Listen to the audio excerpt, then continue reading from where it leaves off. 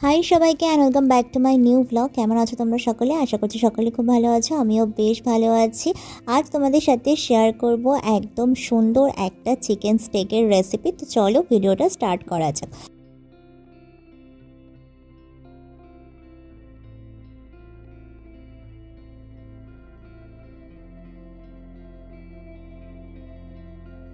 আমি এখানে একদম খুব সামান্য কিছু মশলা নিয়ে নিয়েছি, যেখানে রয়েছে কাঁচা লঙ্কা বাটা, পাতি লেবু আমি ফালি করে রেখেছি, পাতি লেবুর এই রসটা লাগবে, আর এইখানে রয়েছে আদা রসুন বাটা, আর এখানে রয়েছে হলো লবণ, আর এখানে গোলমরিচ আর ডার্ক সয়া সস। এই হলো লাগবে আজকে আমাদের মেইন উপকরণ। এগুলোই সব কিছু, এগুলো দিয়েই কিন্তু হয়ে যাবে সুন্দর টেস্টি চিকেন স্টেক। এইবার বলে রাখি, প্রথমে হলো আমি এইখানে এই ম্যারিনেশনের জন্য এই পাত্রটা নিয়েছি, আর এইবার আমি একটু চিকেনের পিসগুলো দেখিয়ে দিই। আমি যেহেতু ঘরেতে করব আর ঘরের লোকেরাই খাবে, সেই জন্য আমি ছোট ছোট করে পিস করেছি। তোমরা চাইলে কিন্তু শুধুমাত্র ব্রেস্টের যে পিসটা থাকে লম্বা মতো, ওটাতেও করতে পারো।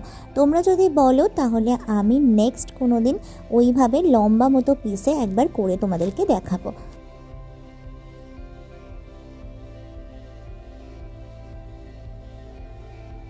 চিকেনের স্টেকটা সবসময় ব্রেস্টের দিকের পিস দিয়েই করার চেষ্টা করবে। আমার এখানে কিন্তু ছিল পুরোটাই ব্রেস্টের মাংস। তো তারপরে আমি ওই চিকেনটার মধ্যে দিয়ে দিলাম পরিমাণ মতো গোলমরিচ, তারপরে দিলাম লবণ। এই লবণ আর গোলমরিচটা দিয়ে ভালোভাবে এটাকে মেখে ম্যারিনেট করে আমি রেখে দেব প্রায় আধ ঘন্টার মতো।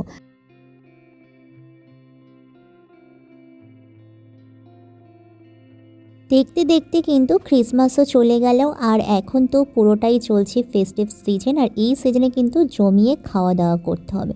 তো চলো, ওইটাকে আমি আলাদাভাবে রেখে দিয়েছি ম্যারিনেট করে চিকেনটাকে। তারপরে এখানে আমি নিয়ে নিয়েছি রিফাইন অয়েল, সাথে এবার এই অয়েলের মধ্যেই আমি দিয়ে দিলাম আদা রসুনের পেস্ট আর কিছুটা চিলি ফ্লেক্স। আমি চিলি ফ্লেক্সটা প্রথমে বলতে ভুলে গিয়েছিলাম, এখন তোমাদেরকে দেখিয়ে দিলাম। এইবার আমি এর মধ্যে দিয়ে দেব এই গোটা পাতিলেবুর রসটা। আমি 1.5 খানা পাতিলেবুর রস নিয়ে দিয়েছিলাম, তোমরা তোমাদের মাংসের পরিমাণ মতো দেবে। তারপরে ডার্ক সয়া সস দিয়ে ভালো করে এই তেলটার সাথে মিশিয়ে নিতে হবে।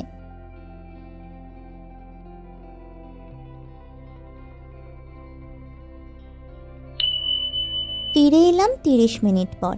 30 মিনিট পর এই চিকেনটাকে আমি ওই যে তেলটা তৈরি করে রেখেছিলাম মশলা দিয়ে, সেই তেলটা এই চিকেনের ওপরে দিয়ে ভালোভাবে এই চিকেনের সাথে ম্যারিনেট করব। ম্যারিনেট করে 10 থেকে 15 মিনিটের জন্য রেখে দিলেই হবে। তোমরা চাইলে সঙ্গে সঙ্গেও জিনিসটাকে তৈরি করে নিতে পারো, কিন্তু 10 থেকে 15 মিনিট রাখলে এটা আরও ভিতর থেকে জুসি হবে।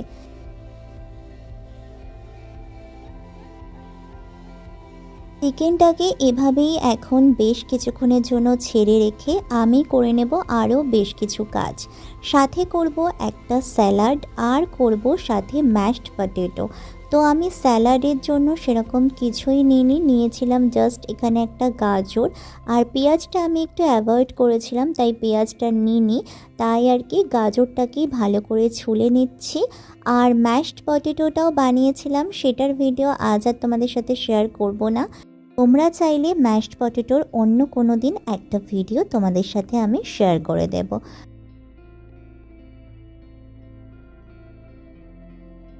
অন্য সময় এই স্যালাডটাকে আমি একটু অন্যভাবে রেডি করি, তবে আজকে আমার একটু তাড়াহুড়ো ছিল বলে আমি আর সেভাবে কিছুই করিনি। জাস্ট এই গাজরটাই আমি সার্ভ করেছিলাম আমার স্টেকের সাথে।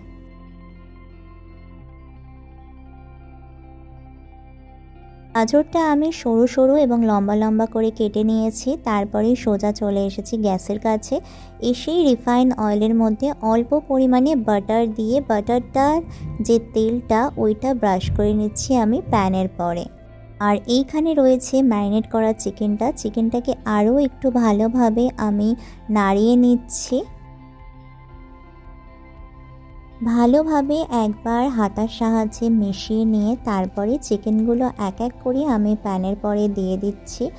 আর এই চিকেনটা না ভীষণ জুসি হয় ভিতর থেকে। তোমরা একবার অন্তত আমার কথা শুনে চাইলে এইভাবে বানিয়ে খেয়ে দেখো। এটা কিন্তু ভীষণ একটা হেলদি খাবার এবং ভালোও লাগে খেতে, অনেকটা খাওয়া যায়। এখন হলো আমাদের ক্রিসমাস স্পেশাল উইক চলছে। কালকে একটা খাবার করেছিলাম, সেটা ভিডিও দিতে পারিনি, আর আজকে হলো এটা।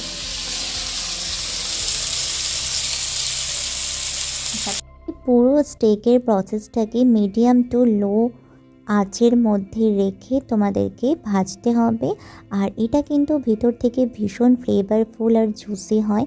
তো এইখানে আমার পুরো ডিশটা কমপ্লিট হয়ে গিয়েছে। এখানে আমি সামান্য কিছু সার্ভ করেছি, দেখতেই পাচ্ছ কতটা লোভনীয় লাগছে। আর এটা দেখতে যতটা ঠিক লোভনীয় লাগছে, খেতেও ঠিক ততটাই ভালো ছিল। আমার কথা শুনে তোমরা জাস্ট একবার বানিয়ে দেখো। শীতের দিনে ফ্যামিলি, বন্ধু বান্ধব, ভালোবাসার মানুষ যাকেই দেবে না কেন, সে কিন্তু একেবারে খুশি হয়ে যাবে। এই খাবারটা খেতে খেতে তোমার তারিফ করতে কিন্তু একদম বাধ্য। তো চলো, আজকের ভিডিও এত অবধি, দেখা হবে পরের ভিডিওতে। টাটা।